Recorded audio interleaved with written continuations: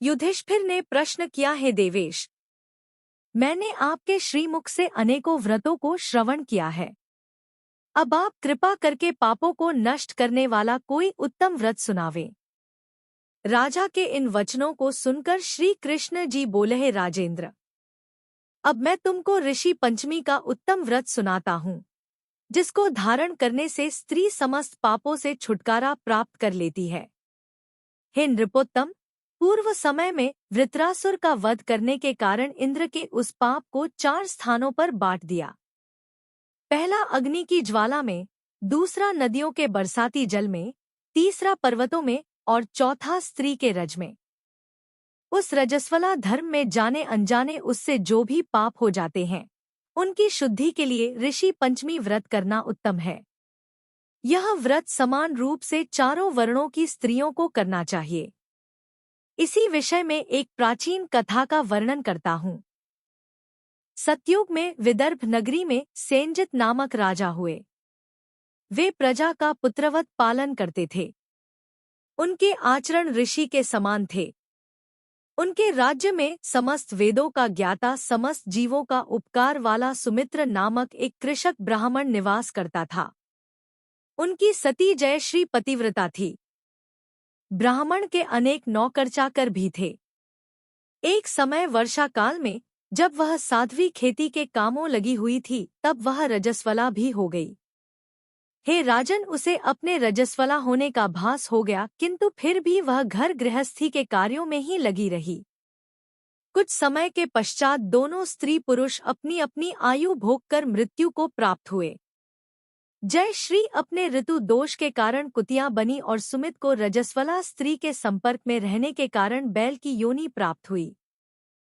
क्योंकि ऋतु दोष के अतिरिक्त इन दोनों का और कोई अपराध नहीं था, इस कारण इन दोनों को अपने पूर्वजन्म का समस्त विवरण याद रहा। वे दोनों कुतिया और के रूप में रहकर अपने पुत्र सुमित के यहाँ पलने लगे। सुमित धर्मात्मा था और अतिथियों का पूर्ण सत्कार किया करता था। अपने पिता के श्राद्ध के दिन उसने अपने घर ब्राह्मण को जिमाने के लिए नाना प्रकार के भोजन बनवाए। उसकी स्त्री किसी काम से बाहर गई हुई थी कि एक सर्प ने आकर रसोई के बर्तन में विष उड़ेल दिया। सुमित की माँ कुतिया के रूप में बैठी हुई यह सब देख रही थी, अतः उसने अपने पुत्र को ब्रह्महत्या के पाप से बचाने की इच्छा से उस बर्तन को स्पर्श कर लिया। सुमित की पत्नी से कुतिया का यह कृत्य सहा न गया और उसने एक जलती लकड़ी से कुतिया को मारी।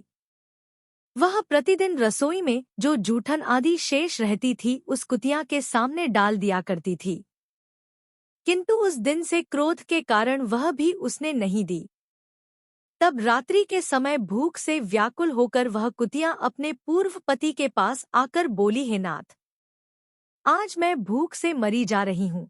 वैसे तो रोज ही मेरा पुत्र खाने को देता था, मगर आज उसने कुछ नहीं दिया। मैंने सांप के विष वाले खीर के बर्तन को ब्रह्महत्या के भय से छूकर भ्रष्ट कर दिया था। इस कारण बहू ने मारा और खाने को भी नहीं दिया है। तब बैल ने कहा, है भद्रे, तेरे ही पापों के कारण मैं भी इस योनि में आ पड़ा हूँ। बोझा ढोते ढोते मेरी कमर टूट गई है। आज मैं दिन भर खेत जोतता रहा। मेरे पुत्र ने भी आज मुझे भोजन नहीं दिया और ऊपर से मारा भी खूब है। मुझे कष्ट देकर श्राद्ध को व्यर्थ ही किया है। अपने माता पिता की इन बातों को उनके पुत्र सुमित ने सुन लिया। उसने उसी समय जाकर उनको भर पेट भोजन कराया और उनके दुख से दुखी होकर वन में जाकर उसने ऋषियों से पूछा, है स्वामी, मेरे माता पिता किन कर्मों के कारण इस योनि को प्राप्त हुए और किस प्रकार उससे छुटकारा पा सकते हैं। सुमित ने उन वचनों को श्रवण कर सर्वतपा नामक महर्षि दया करके बाल्यपूर्व जन्म में तुम्हारी माता ने अपने उच्छृंखल स्वभाव के कारण रजस्वला होते हुए भी घर गृहस्थी की समस्त वस्तुओं को स्पर्श किया था और तुम्हारे पिता ने उसको स्पर्श किया था। इसी कारण वे कुतिया और बैल की योनि को प्राप्त हुए हैं। तुम उनकी मुक्ति के लिए ऋषि पंचमी का व्रत धारण करो। श्री कृष्ण जी बोले, हे राजन, महर्षि सर्वतपा के इन वचनों को श्रवण करके सुमित अपने घर लौट आया और ऋषि पंचमी का दिन आने पर उसने अपनी स्त्री सहित उस व्रत को धारण किया और उसके पुण्य को अपने माता पिता को दे दिया। व्रत के प्रभाव से उसके माता पिता दोनों ही पशु योनियों से मुक्त हो गए और स्वर्ग को चले गए। जो स्त्री इस व्रत को धारण कर